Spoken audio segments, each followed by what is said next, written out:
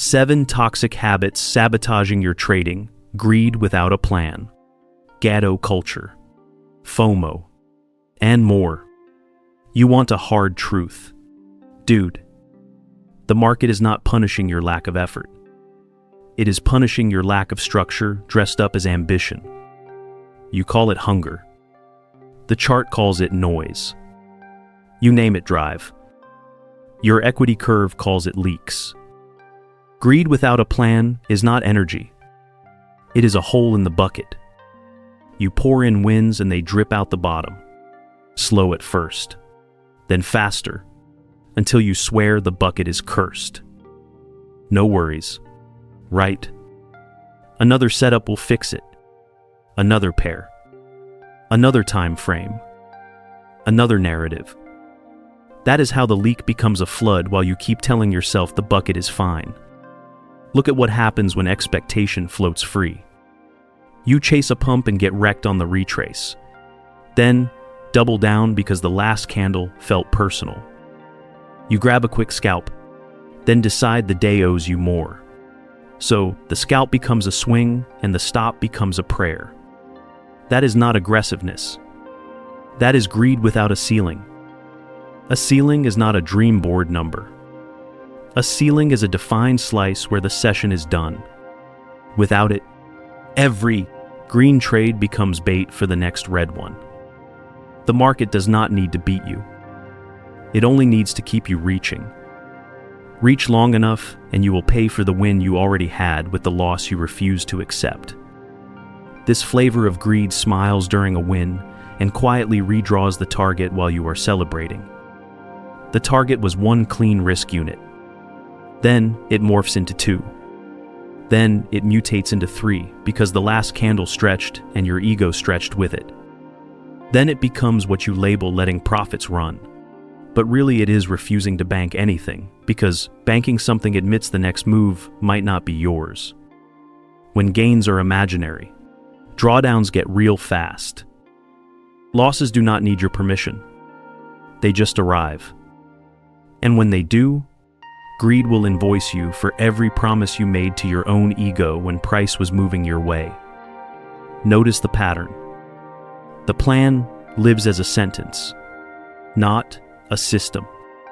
You say you will cut your losses hard, but the stop sits where it cannot protect you. You say you will trim at structure, but structure gets redrawn each minute you refuse to face the tape. You say you will be disciplined, but discipline only exists before the trade, never during. That split is why you end up holding hope instead of risk. Hope is free. Risk costs. One gets funded every single click. The other stays in your bio like a badge with no skin in the game. When the screen heats up, the sentence evaporates and the system that never existed cannot save you. Greed without a plan also loves moving averages of luck. You take 1 home run and call it proof. You stitch a highlight reel inside your head and call it edge. Then you ignore the dull grind of small gains, controlled scratches, and clean exits because they do not feed the story. Stories are cheap. Journal entries are expensive. The account reads the expenses in real time. When you dodge that accounting, greed becomes your accountant. And it only files returns in fantasy. The more you worship, the rare win. The more you train your mind to treat process as a nuisance and variance as a mentor. That is how a trader becomes a gambler while still speaking fluent trader. Here is the sting. Greed is not the enemy. Greed is a signal with no coordinates. It says more without telling you where, when, or how much. If that signal does not snap to concrete limits, you will always negotiate with yourself in the heat, and you will always lose that negotiation. The market will not need to move far. A tiny whip will do. A small slip. A single tick through your patience. Because without a plan, patience does not exist. There is only craving in costume, pacing in front of the screen, calling itself conviction. So, Let us be blunt. The greed you call potential is the same greed that keeps you broke. Not because wanting more is evil, but because wanting more without a map converts every chart into a slot machine. And you are not the house. You are the guy tipping the dealer after getting smoked, promising you are due. If that stings, good. That sting is the doorway. And if walking through it means admitting someone else might have a better process, a cleaner edge, a sharper read than you right now. What happens next when ego refuses to learn and starts taking shots at anyone who wins while you stall? You know what ego does after greed without a ceiling? It builds a culture of envy and calls it honesty. It masks insecurity with sarcasm, then calls it healthy skepticism. That is the rot you labeled GATO. Grudge and tear down others. The moment someone's process prints cleaner than yours, you do not ask what their risk looked like. You hunt for a flaw to prove their win is fake. When protection of ego outranks curiosity, every profitable trader becomes your enemy and every lesson becomes a threat. That is how progress flatlines while the mouth goes full throttle. This envy posture is not about truth. It is about avoiding the mirror. You pick up a ruler to measure another trader's faults so you do not have to measure your own slippage.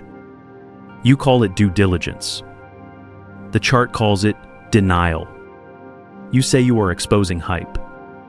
The account says you are exposing your fear of starting from zero. If learning requires admitting there is something you do not know, then envy is the perfect antidote to learning. It keeps you loud. It keeps you safe from change. It keeps you broke with style. Watch the sequence. Greed without a plan sets impossible expectations. Those expectations collide with reality. The hit to identity hurts. So instead of upgrading your process, you downgrade the community. Anyone sharing a framework becomes a target. Anyone posting a clean execution becomes suspicious by default. You screenshot their mistake, but never screenshot your own rules. You audit their feed, but never audit your journal. You question their fills, but never question your position sizing. The cost is not social. The cost is operational. Envy empties the pipeline where skill would have been built. There is a quieter layer to this. Envy pretends to protect you from scams while it quietly blocks you from real signals of competence. You cannot absorb what you attack. When your first impulse is to snipe, you will not see the nuance in their entry filter, the precision of their invalidation, the consistency in how they scale out. You will miss the boring parts that actually compound results, because you are busy arguing in public to protect a brand that does not pay your drawdowns. You win the comment. You lose the edge. The chart has never once paid out on a clapback. Jealousy also rewires your attention. You stop scanning price. You start scanning people. You trade their image, not the instrument. You get high on gotchas and low on due process. You talk about integrity while your own process leaks at every seam. You pretend all winners are lucky, so you can keep pretending your losses are unlucky. That dodge is comforting. It is also expensive. The hidden bill arrives as missed, repetitions, skipped refinements, and the death of deliberate practice. You do not sharpen what you refuse to respect. And then there is the refusal to receive. You said it yourself. Not willing to learn. Not willing to take in anything that threatens the myth. That is how isolation grows inside a crowded community. You drift toward echo chambers of equally stuck traders. You all take turns calling each other realists while the only real thing in the room is collective stagnation. It feels good. It sounds tough. It produces nothing. A market that charges rent for every mistake will evict you from your ego palace the second you stop paying an adaptation. Let us push deeper. Envy changes how you score the game. You stop scoring the execution. You start scoring the humiliation. Your dopamine hits do not come from clean trades. They come from snark that gets a laugh. Every time the laugh lands, the habit hardens. You do not get wrecked by a single big error. You get hollowed out by 1,000 tiny choices to chase social wins over statistical wins. And when your priorities are inverted, you will sabotage any mentor, any framework, any routine that threatens the status quo of your sarcasm, addiction. Envy also dresses up as ethics to dodge responsibility. You say you are just keeping the space honest. You say everyone should be transparent. Meanwhile, your own transparency stops at vague principles. No rule specificity. No planned ranges. No defined exits. The double standard is the tell. You hold others to criteria you never meet, because as long as no one qualifies, you never have to face the gap between your talk and your tape. When the bar is always higher for them than for you, growth is impossible by design. The bitter punchline lands here. Envy is not just ugly. It is practical sabotage. It erases your chance to improve in the one way that works, by extracting transferable structure from better operators. You cannot extract what you will not respect. You cannot respect what you secretly want to see fail. So you stay spinning. Loud. Defensive. Tired. And then the market whispers. Not with words, but with whipsaws. With slippage. With the soft humiliation of another good setup missed because your focus was on people, not price. If the room has turned into a scoreboard for pettiness, what do you think happens next when the heat rises and the screen demands?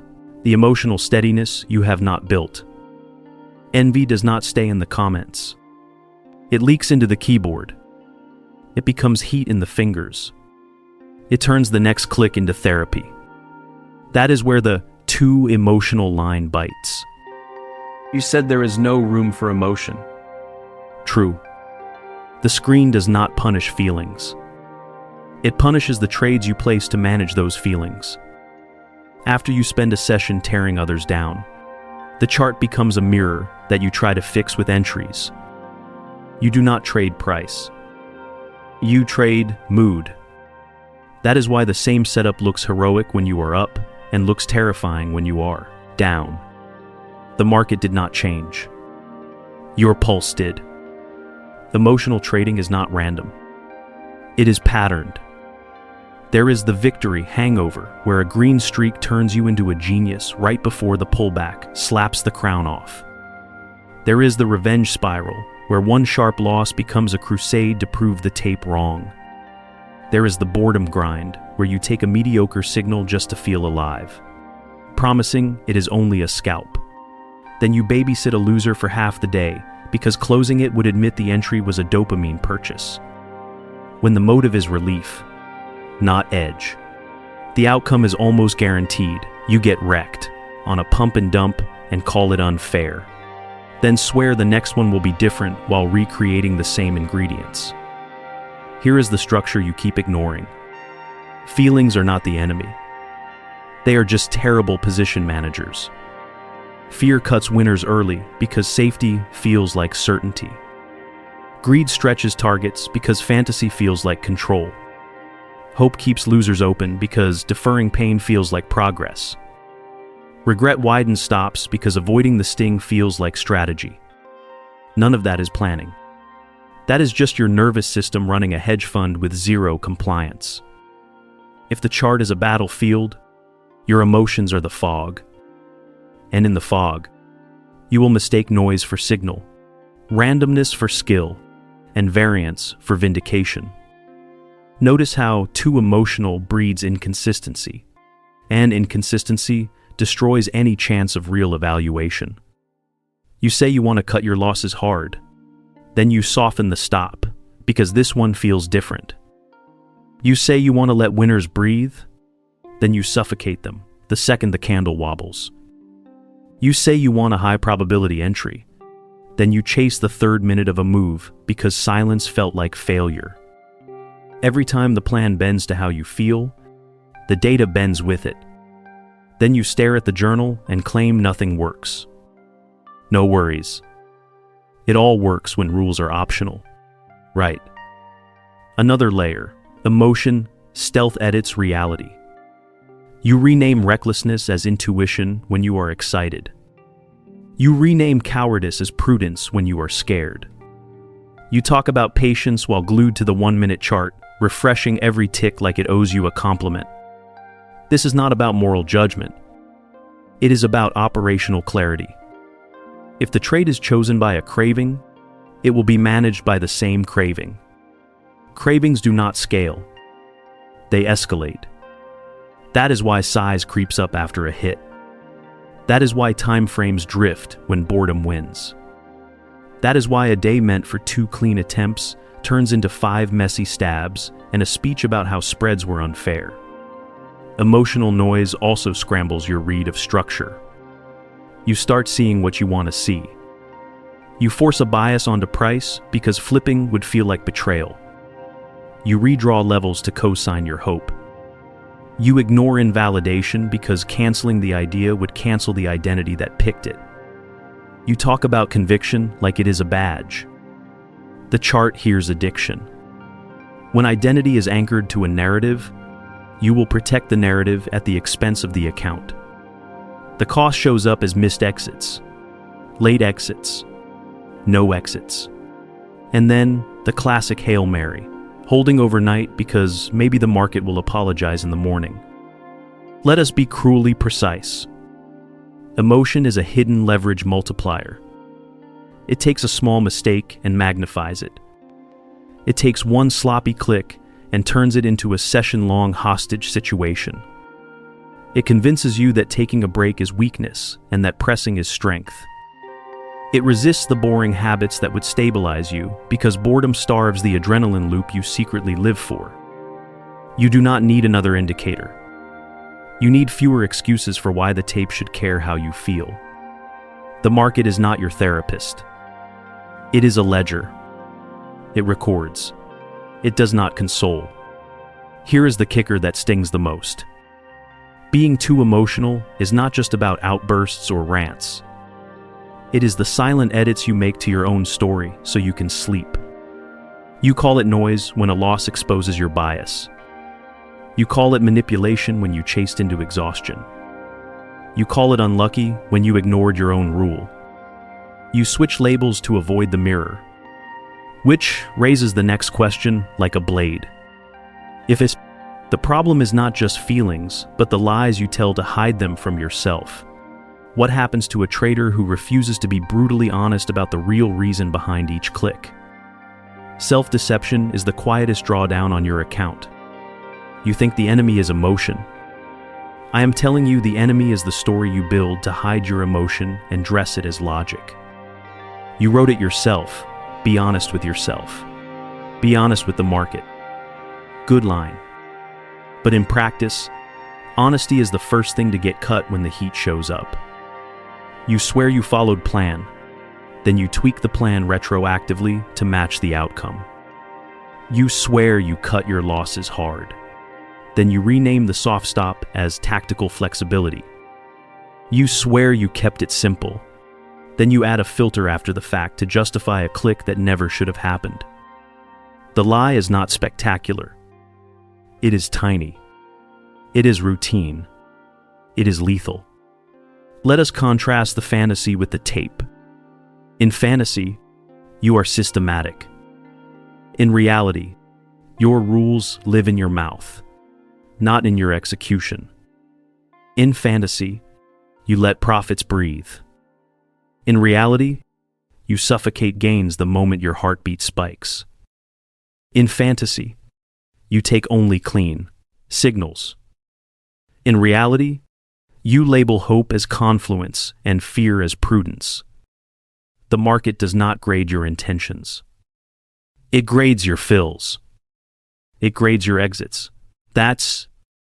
It grades the exact price where you bailed on your own structure and called it adaptation. Harsh. Yes. Necessary? Also yes.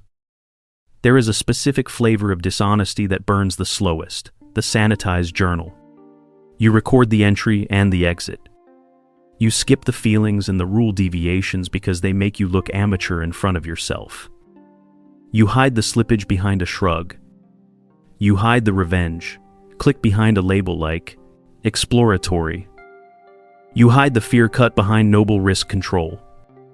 Then you wonder why feedback loops never form. If the journal is a resume, you will get hired by your ego and fired by your equity.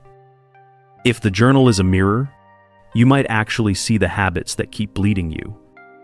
Another corner you keep in the dark is how you talk to yourself during trades. The script is always convenient. When the position is green, you are a visionary. When it is red, you are a victim of noise. When it returns to break even, you are a survivor. None of those roles require accountability. All of the UAS.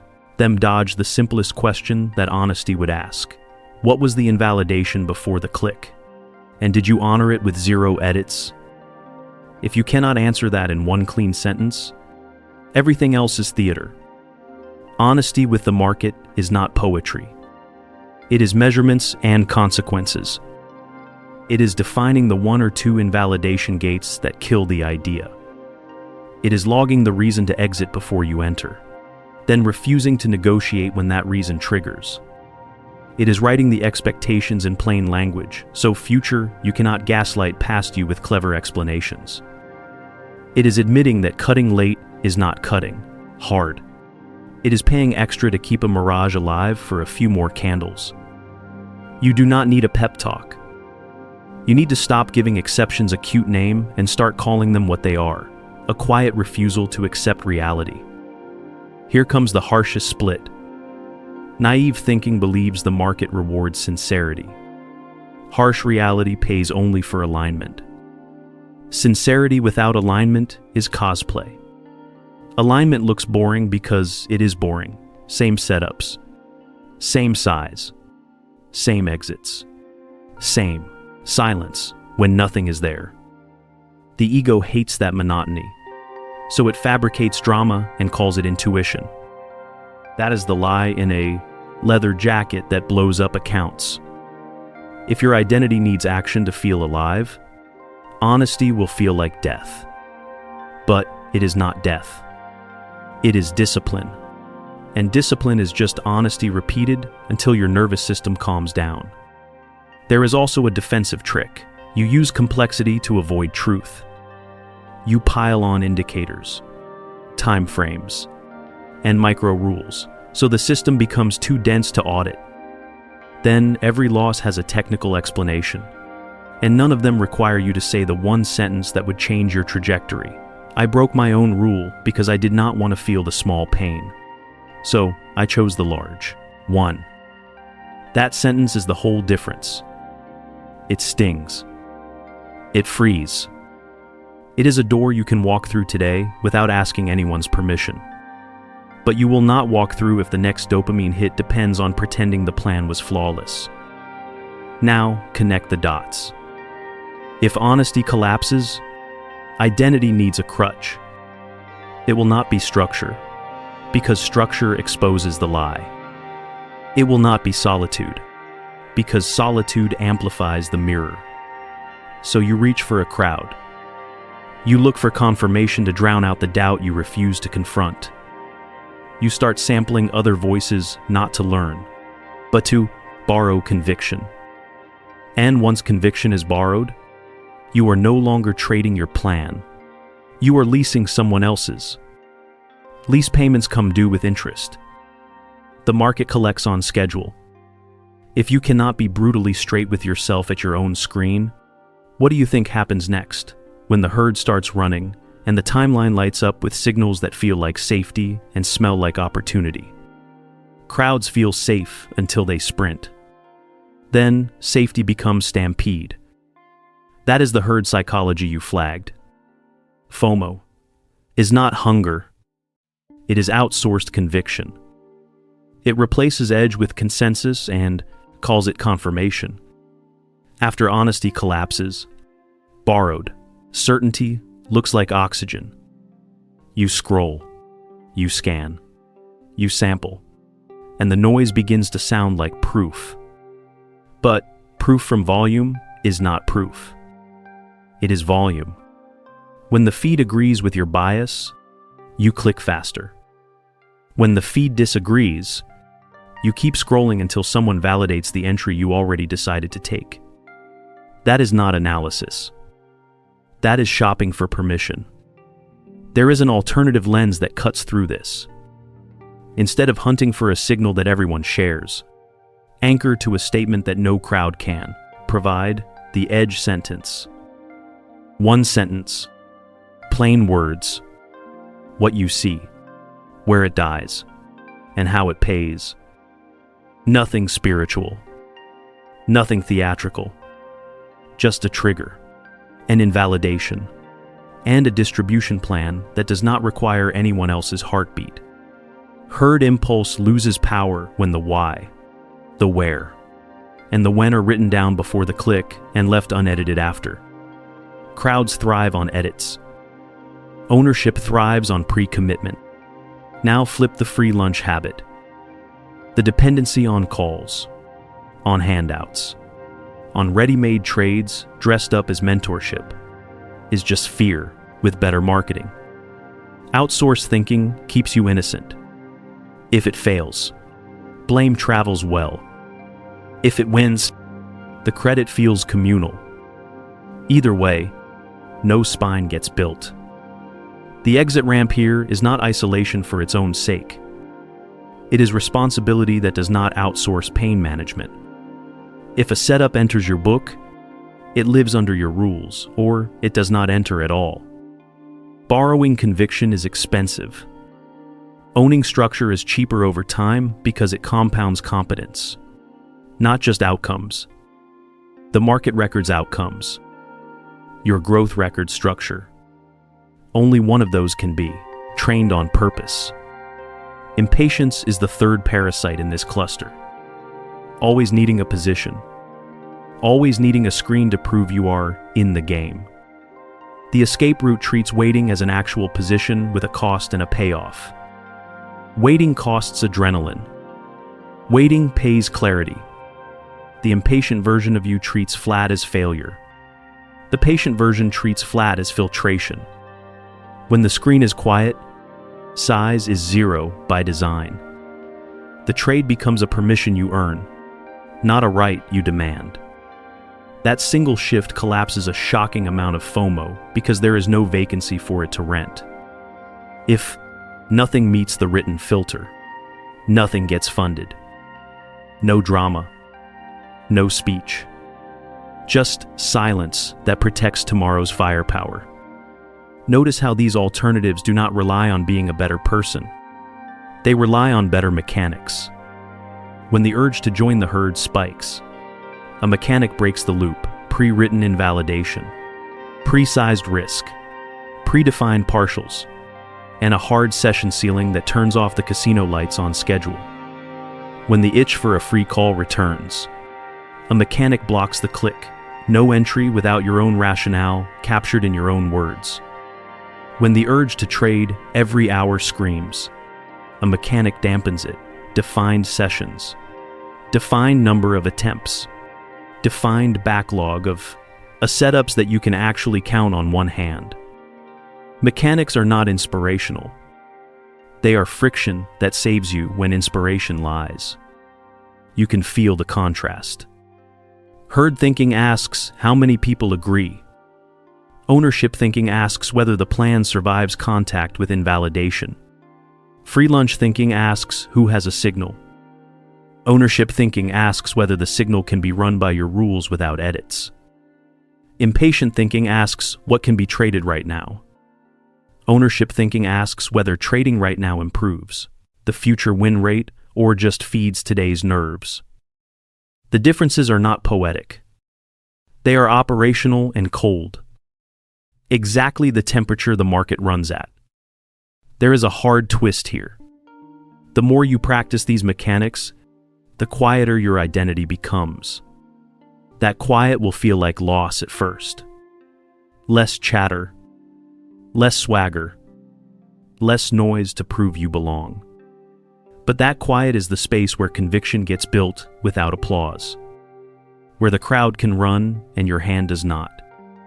Where free calls fly past and your pulse stays bored. Where a full session of waiting does not feel like failure. It feels like keeping the powder dry for actual opportunity. If the market cannot bait you with speed, and the feed cannot bait you with consensus, and the itch cannot bait you with boredom, and what emerges when all three tricks fail at once, and the only thing left on the screen is the ledger you have been avoiding or aligning with all along. Everything circles back to one center: evasion. Greed without a plan evades limits. Envy culture evades humility. Emotional trading evades boredom. Self-deception evades accountability. Herd thinking evades solitude. Free lunch dependency evades responsibility. Impatience evades silence. Different masks. Same dodge. The market is not mystical. It is a ledger. It rewards alignment and fines avoidance.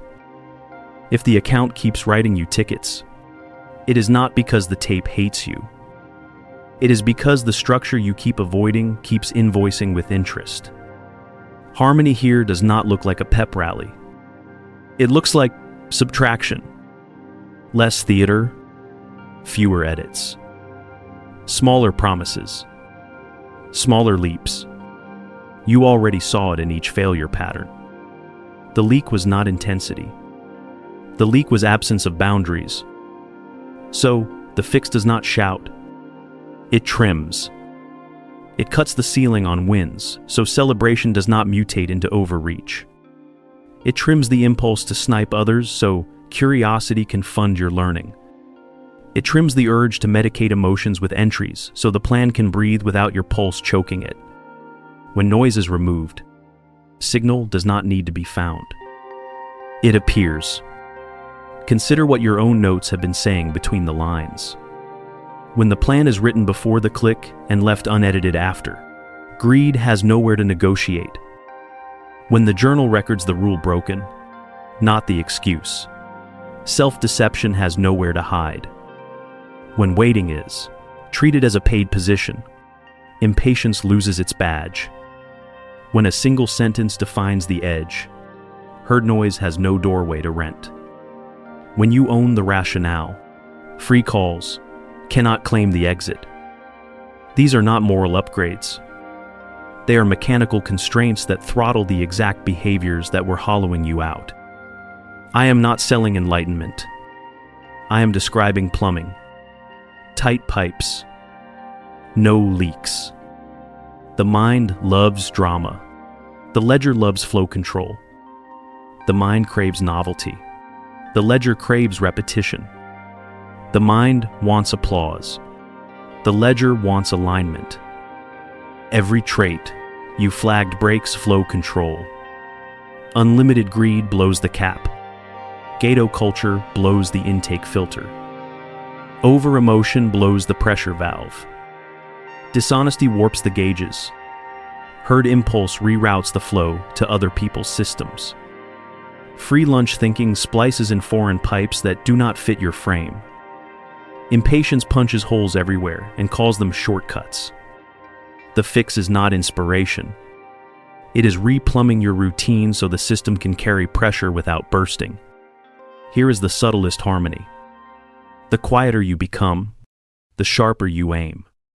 Quiet is not weakness. Quiet is calibrated aggression.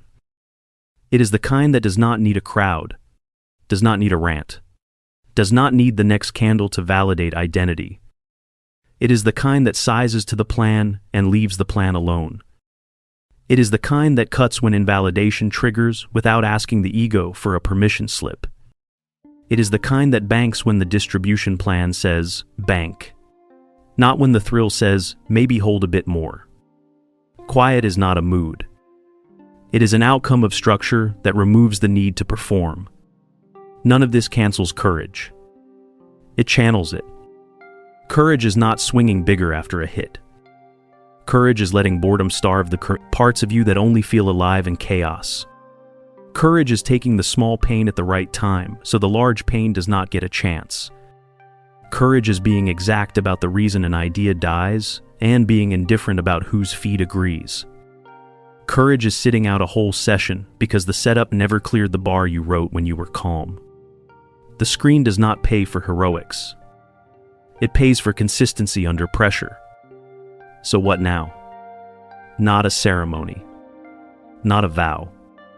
Just recognition. Every trait you listed has the same cure shape: pre-commitment, honest measurement, narrow focus, and boring repetition. When those live on paper and then on tape, the identity drama fades. The crowd fades. The itch fades. What remains is a small set of behaviors that compound quietly while everyone else argues loudly. That is not romantic. It is ruthless in the best way. It cuts out the parts that do not pay and keeps the parts that do. If this cuts close, good. And you and them, let it. Let the sting fund the next clean session instead of the next speech. Share this with the buddy who trades the feed more than the chart. Subscribe to Mind Over Markets if you want these razor-edged breakdowns delivered before the noise reloads. Keep the volume down. Keep the structure tight. The ledger is listening. Pause.